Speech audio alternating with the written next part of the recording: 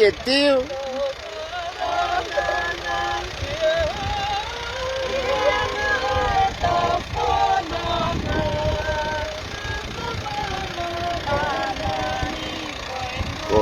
Oi, ngai ni to.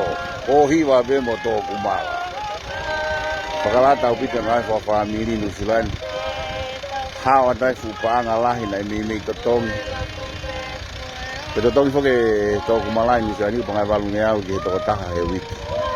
Wante mo lau mai en ko to ko mo fu da dau da to. To taha to wen. Ko fu pa ngalahi so po wa e mo le.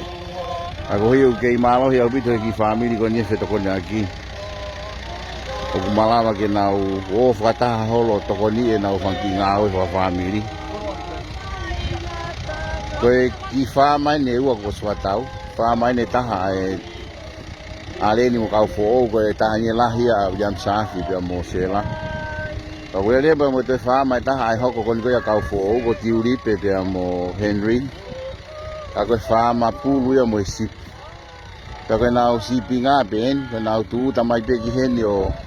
Toko ni fa ma kumala ko na ngo ko ye.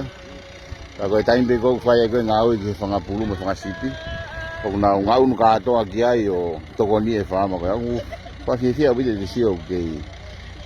O ke ngau e fo I na tula fa tonga ko ai lusilani. Time ni fo ki o siline me ko to. Ako no kamata fa ki fa ma I ki pe heni ke ola le.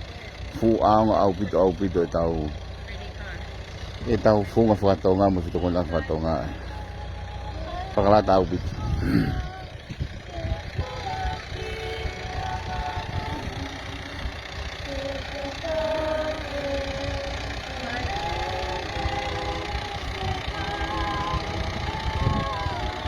ko tika pate tau kei nao e ake funga ko ninu sila fika tokona ake kautonga ka ote nau no fo fese se ofaki e malava au pito pea